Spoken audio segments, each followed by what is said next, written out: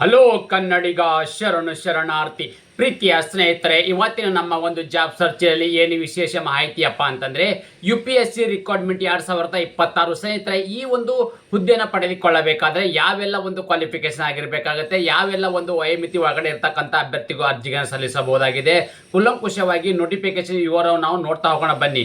ಅದಕ್ಕಿಂತ ಮುಂಚಿತವಾಗಿ ನಮ್ಮ ಯೂಟ್ಯೂಬ್ ಚಾನಲ್ಗೆ ಮೊದಲ ಬಾರಿ ಭೇಟಿ ನೀಡಿದರೆ ಸಬ್ಸ್ಕ್ರೈಬ್ ಜೊತೆಗೆ ಬೆಲ್ ಐಕನ್ ಕ್ಲಿಕ್ ಮಾಡೋದನ್ನ ಮರಿಬೇಡಿ. ಯಾಕಪ್ಪ ಅಂದರೆ ಪ್ರತಿನಿತ್ಯ ನಾವು ಕೇಂದ್ರ ಸರ್ಕಾರ ಮತ್ತು ರಾಜ್ಯ ಸರ್ಕಾರದ ಹೊಸ ಹೊಸ ಹುದ್ದೆಗೆ ಮಾಹಿತಿ ಕೊಡೋದ್ರಿಂದ ತಪ್ಪದೆ ನೋಟಿಫಿಕೇಶನ್ ಬರಲಿದೆ ನಿಮಗೆ.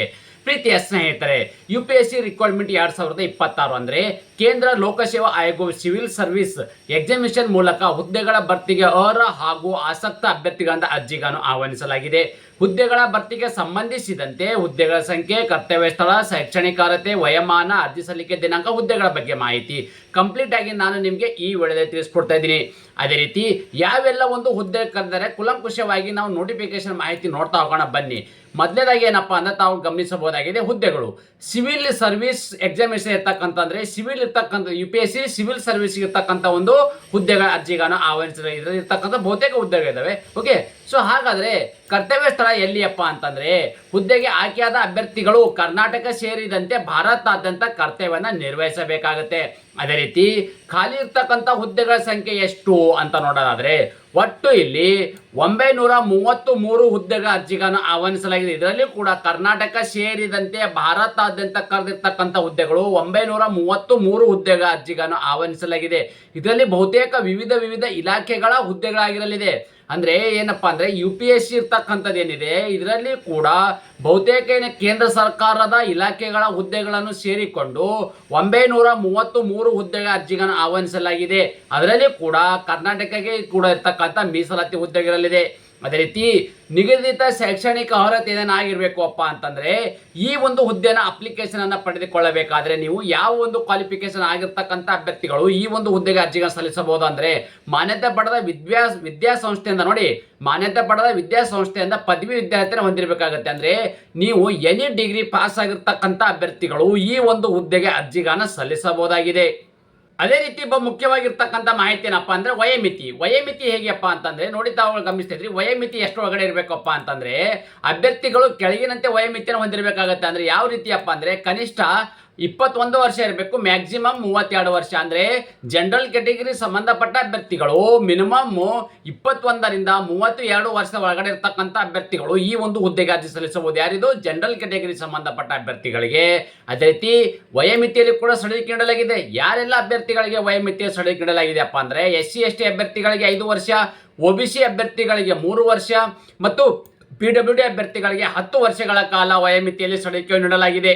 ಪ್ರೀತಿಯ ಸ್ನೇಹಿತರೆ, ಇನ್ನೊಂದು ಮುಖ್ಯವಾಗಿರ್ತಕ್ಕಂಥದ್ದು ಏನಪ್ಪಾ ಅಂದ್ರೆ ಅಪ್ಲಿಕೇಶನ್ ಹಾಕಾದ ಬಳಿಕ ಈ ಸೆಲೆಕ್ಷನ್ ಪ್ರೊಸೆಸ್ ಅನ್ನ ಹೇಗೆ ಮಾಡ್ತಾರಪ್ಪ ಅಂತಂದ್ರೆ ಮೊದಲನೇದಾಗಿ ಏನಪ್ಪಾ ಅಂದ್ರೆ ಒಂದು ಪ್ರೈಮರಿ ಪರೀಕ್ಷೆ ನಡೆಸಲಾಗುವುದು, ಅಂದ್ರೆ ಒಂದು ಮುಖ್ಯ ಪರೀಕ್ಷೆ ನಡೆಸಲಾಗುವುದು. ಓಕೆ, ಈ ಮುಖ್ಯ ಪರೀಕ್ಷೆಗಿಂತ ಮುಂಚಿತವಾಗಿರ್ತಕ್ಕಂಥದ್ದು ಒಂದು ಪ್ರೈಮರಿ ಎಕ್ಸಾಮಿನೇಷನ್ ಅಂದ್ರೆ ಎಂಟ್ರೆನ್ಸ್ ಎಕ್ಸಾಮ್ ಅಂತ ಹೇಳ್ತೀವಿ. ಆ ಒಂದು ಪ್ರೈಮರಿ ಪರೀಕ್ಷೆ ನಡೆಸಾದ ಬಳಿಕ ಎರಡನೇದಾಗಿ ಇಲ್ಲಿ ಮುಖ್ಯ ಪರೀಕ್ಷೆ ನಡೆಸಲಾಗುವುದು. ಈ ಮುಖ್ಯ ಪರೀಕ್ಷೆಯಲ್ಲಿ ಯಾರೆಲ್ಲ ಕ್ವಾಲಿಫೈ ಆಗಿರ್ತಾರೆ ಅಂತ ಅಭ್ಯರ್ಥಿಗಳನ್ನ ಸಂದರ್ಶನ ಮತ್ತು ಪರ್ಸನಾಲಿಟಿ ಟೆಸ್ಟ್ ಅನ್ನು ಮಾಡಿ ಮೆರಿಟ್ ಆಧಾರದ ಮೇಲೆ ಅಭ್ಯರ್ಥಿಗಳನ್ನು ನೇಮಕಾತಿ ಮಾಡಲಾಗುವುದು. ಅದೇ ರೀತಿ ಅರ್ಜಿಗಳನ್ನ ಹೇಗೆ ಸಲ್ಲಿಸಬೇಕು ಅಪ್ಪ ಅಂತಂದ್ರೆ ಎಲ್ಲಾ ಒಂದು ಅಭ್ಯರ್ಥಿಗಳು ಆನ್ಲೈನ್ ಮೂಲಕವೇ ಅರ್ಜಿಗಳನ್ನ ಸಲ್ಲಿಸಬೇಕು. ಈ ಆನ್ಲೈನ್ ಮೂಲಕ ಅರ್ಜಿಗಳನ್ನ ಹೇಗೆ ಸಲ್ಲಿಸಬೇಕು ಎಂಬುದನ್ನ ಕೂಲಂಕುಷವಾಗಿ ಮುಂದೆ ಮಾಹಿತಿ ಹೇಳುತ್ತೇನೆ, ಗಮನಿಸಿ. ಸ್ನೇಹಿತರೆ, ನಿಗದಿತ ಅರ್ಜಿ ಶುಲ್ಕ ವಿವರ ನೋಡೋಣ ಬನ್ನಿ. ಅಂದ್ರೆ ಯಾವೆಲ್ಲ ಒಂದು ಅಭ್ಯರ್ಥಿಗಳಿಗೆ ಅರ್ಜಿ ಶುಲ್ಕ ಎಷ್ಟಿದೆಯಪ್ಪ ಅಂತಂದ್ರೆ SC ST ಮಹಿಳಾ ಅಭ್ಯರ್ಥಿಗಳು ಮತ್ತು PWD ಅಭ್ಯರ್ಥಿಗಳಿಗೆ ಅರ್ಜಿ ಶುಲ್ಕ ಇರುವುದಿಲ್ಲ. ಅಂದ್ರೆ ಈ ಒಂದು ಕೆಟಗರಿ ಸಂಬಂಧಪಟ್ಟ ಅಭ್ಯರ್ಥಿಗಳಿಗೆ ಅರ್ಜಿ ಶುಲ್ಕದಿಂದ ವಿನಾಯಿತಿ ನೀಡಲಾಗಿದೆ. ಅದೇ ರೀತಿ ಉಳಿದೆಲ್ಲ ಅಭ್ಯರ್ಥಿಗಳು ಅಂದ್ರೆ ಅದು OBC ಮತ್ತು ಜನರಲ್ ಕೆಟಗರಿ ಸಂಬಂಧಪಟ್ಟ ಅಭ್ಯರ್ಥಿಗಳಿಗೆ 100 ರೂಪಾಯಿ ಅರ್ಜಿ ಶುಲ್ಕವಿದೆ. ಈ 100 ರೂಪಾಯಿ ಅರ್ಜಿ ಶುಲ್ಕವನ್ನು ಹೇಗೆ ಪಾವತಿಸಬೇಕಪ್ಪ ಅಂತಂದ್ರೆ ನೀವು ಆನ್ಲೈನ್ ಅಪ್ಲಿಕೇಶನ್ ಹಾಕಬೇಕಾದ್ರೆ debit card, credit card, net banking, PhonePe, Google Pay ಮುಖಾಂತರ ಈ ಅರ್ಜಿ ಶುಲ್ಕವನ್ನು ಪಾವತಿ ಮಾಡೋಕ್ಕೆ ಅವಕಾಶ ಮಾಡಿಕೊಡಲಾಗಿದೆ.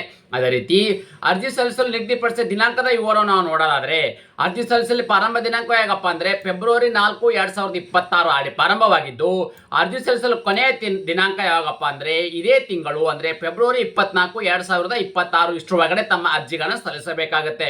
ಅದೇ ರೀತಿ ಇಂಪಾರ್ಟೆಂಟ್ ಒಂದು ಲಿಂಕ್ಸ್ ಬಗ್ಗೆ ನೋಡೋದಾದ್ರೆ ನಾವಿಲ್ಲಿ ಒಂದು ನೋಟಿಫಿಕೇಶನ್ ಬಗ್ಗೆ ವಿವರವನ್ನು ಆಲ್ರೆಡಿ ನಿಮಗೆ ನೀಡಿದ್ದೇನೆ. ಅದೇ ರೀತಿ ಅಪ್ಲಿಕೇಶನ್ ಹೇಗೆಪ್ಪ ಅಂತಂದ್ರೆ ನಿಮಗೆ ಮೊದಲೇ ಹೇಳಿದೆ, ಆನ್ಲೈನ್ ಮುಖಾಂತರ ಅರ್ಜಿಗಳನ್ನು ಸಲ್ಲಿಸಬೇಕು ಅಂತ, ಅದು ಹೇಳ್ತೀನಿ ನಿಮಗೆ ಇಲ್ಲಿ.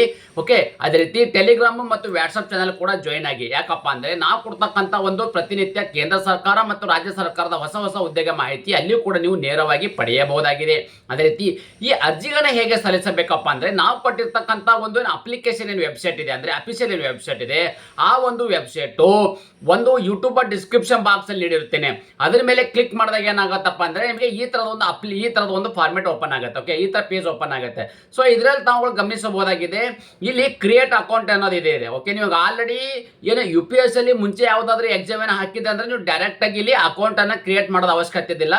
ನೀವು ಲಾಗಿನ್ ಆಗಿದ್ರೆ ಸಾಕು. ಇಲ್ಲಿ ಈ ತರದ ಒಂದು ಯೂಸರ್ ID ಪಾಸ್ವರ್ಡ್ ಮತ್ತೆ ಈ ತರ ಕೇಳ್ತಾ ನೀವು OTP ಕೊಟ್ರೆ ನೀವು ಆ OTP ಎಂಟ್ರಿ ಮಾಡಿದಂಗೆ ಆಟೋಮೆಟಿಕ್ ಅದು ಪ್ರೋಟೋಲ್ ಅನ್ನ ಕಂಟಿನ್ಯೂ ಆಗುತ್ತೆ. ಇಲ್ಲಪ್ಪ ಅಂತಂದ್ರೆ ಯಾರೆಲ್ಲ ಒಂದು ಹೊಸ ಅಭ್ಯರ್ಥಿಗಳು ಅಂದ್ರೆ ನೀವು ಮೊದಲ ಬಾರಿ ಇಲ್ಲಿ ಅಪ್ಲಿಕೇಶನ್ ಹಾಕಂಗಿದ್ರೆ ಈ ತರದ ಒಂದು ಆಗುತ್ತೆ.